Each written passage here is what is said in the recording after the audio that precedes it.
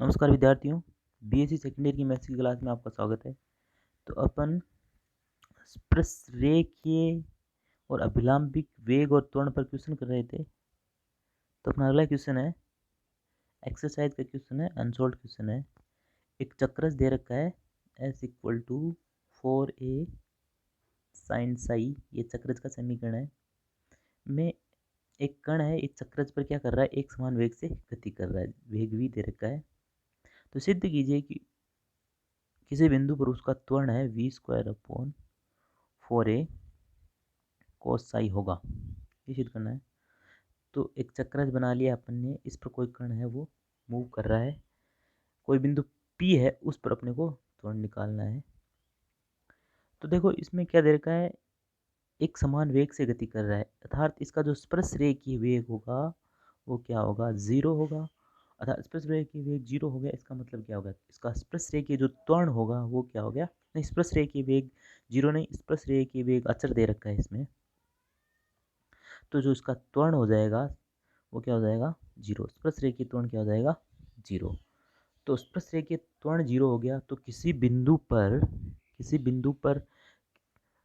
किसी बिंदु P पर इसका जो त्वरण होगा वो किसके बराबर होगा, अभिलंबिक त्वरण के बराबर हो जाएगा, क्योंकि स्पर्श रेखीय त्वरण तो 0 हो गया।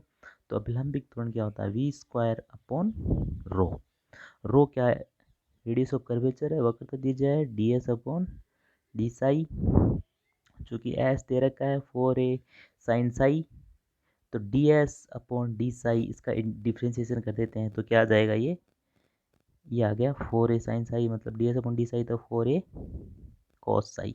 ओके, अब ये वैल्यू है रो की, ये इसमें रख देते हैं, तो v²अपॉन 4a कोस साई, ये अपने को सिद्ध करना है, ये किसी बिंदु पर इसका त्वरण है। तो कभी कभी इसको आगे और सिद्ध करवा लेता है, ये सिद्ध करवा लेता है। तो ये कैसे करेंगे अपन, देखो कोस साई को क्या लिख सकते हैं अपन, कोस साई को लिख सकते हैं √1 माइनस साइन स्क्वायर साई, ठीक है, √1 माइनस साइन स्क्वायर साई, क्योंकि sine square theta plus cos square theta equal to 1 होता है। तो cos square theta equal to क्या था, √1 माइनस साइन स्क्वायर थीटा, ये लिख दिया अपन ने।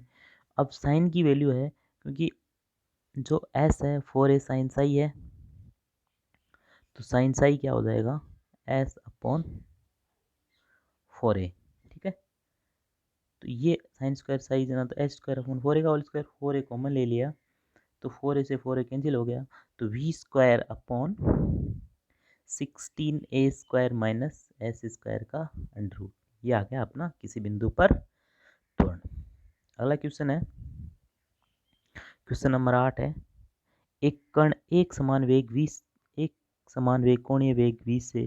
कोणीय वेग से किसी परवलय p² इक्वल टू AR में उसकी नाभि के चारों ओर चलता है। तो सिद्ध कीजिए कि किसी बिंदु पर अभिलंबिक त्वरण उस बिंदु पर पथ की वक्रता त्रिज्या के समानुपाती होता है। अपने को दे रखा है एक परवलय, उस पर एक कण है, एक समान कोणीय वेग से गति कर रहा है, उसके नाभि के चारों ओर चलता है। तो सिद्ध कीजिए किसी बिंदु पर अभिलंबिक त्वरण उसकी बिंदु की वक्रता त्रिज्या के समानुपाती होता है, ये सिद्ध करना है। तो परवलय का समीकरण क्या दे रखा है, p² इक्वल टू AR। अब इसका डिफ्रेंशिएशन कर लेते हैं, तो differentiation with respect to r, तो क्या होगा 2p dp/dr equal to a, तो dp/dr क्या हो गया, a/2p, dp/dr equal to 2p, और dr/dp क्या हो गया 2p/a। ओके, चूंकि वक्रता त्रिज्या क्या होती है, वक्रता त्रिज्या होती है r dr/dp, अलग फॉर्मूला होता है वक्रता त्रिज्या का r और p में, रो टू क्या होता है r dr/dp। तो r dr/रो इक्वल टू क्या हो गया r dr/dp। तो dr/dp की वैल्यू कितनी है 2p/a, तो ये रख दिया, तो रो क्या आ गया अपना r 2p/a, ये आ गया रो। चूंकि कोणीय वेग क्या दे रखा है इसमें, एक समान दे रखा है, थीटा डॉट क्या दे रखा है ओमेगा। चूंकि जो रेखीय वेग और कोणीय वेग में एक संबंध होता है, ये अपने को शो कर रहा है यहाँ पे, theta dot equal to vp/r², ये होता है रेखीय वेग और कोणीय वेग में संबंध होता है ये। थीटा डॉट इक्वल टू क्या है, ओमेगा। तो ओमेगा इक्वल टू क्या है, omega equal to V P upon R square. तो वी क्या आ गया, omega are square upon P. V आ गया omega are square upon P. अब अपने को क्या सिद्ध करना है, अभिलंबिक त्वरण वक्रता के समानुपाती समानुपाती होता है। तो अभिलंबिक त्वरण क्या होता है, किसी बिंदु पर V square upon rho, V square upon rho, अभिलंबिक त्वरण वी स्क्वायर अपॉन रो। अब रो की वैल्यू क्या है, वी स्क्वायर की वैल्यू ये रही, वी स्क्वायर है omega are square upon p. तो ओमेगा स्क्वायर है तो ओमेगा स्क्वायर आर की power 4 upon p square upon rho की वैल्यू क्या है, रो की वैल्यू ये रही आर 2p अपॉन ए। ठीक है, तो r square 4p square upon a square. ठीक है, तो ये क्या आ गया, तो अभिलंबिक त्वरण इक्वल टू आ गया, क्योंकि ये रो से ये एक रो कट गया, एक रो से नहीं तो कटा नहीं, तो अभिलंबिक त्वरण क्या आ गया अपना, अभिलंबिक त्वरण आ गया डब्लू आर स्क्वायर आर की power 4 A square upon p square are square 4p square. Okay, यहाँ हमने क्या किया था कि 1 अपॉन रो से मल्टीप्लाई किया था, तभी ये v square upon rho square हो गया। रो स्क्वायर, ये रो स्क्वायर की वैल्यू ये रखी थी, रो को ऊपर नीचे भाग किया था। तो अभिलंबिक त्वरण upon rho equal to omega square are की power 4 A square P square are square 4p square.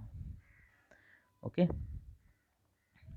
तो ओमेगा स्क्वायर आर की पावर ए स्क्वायर 4p की पावर 4 आर स्क्वायर, चूँकि जो परवलय दे रखा है p square equal to a r, तो पी स्क्वायर की वैल्यू हमने रख दी ए आर। तो 4 ए स्क्वायर आर स्क्वायर से कैंसिल हो गया, आर की पावर 4 कैंसिल हो गया, तो डब्लू स्क्वायर अपॉन 4।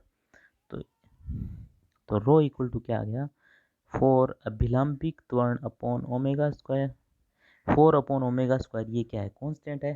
तो रो किसके समानुपाती हो गया, रो हो गया अपने अभिलंबिक त्वरण के समानुपाती। ये सिद्ध करना है कि वक्रता त्रिज्या अभिलंबिक त्वरण के समानुपाती होती है इस क्वेश्चन में। ओके, धन्यवाद।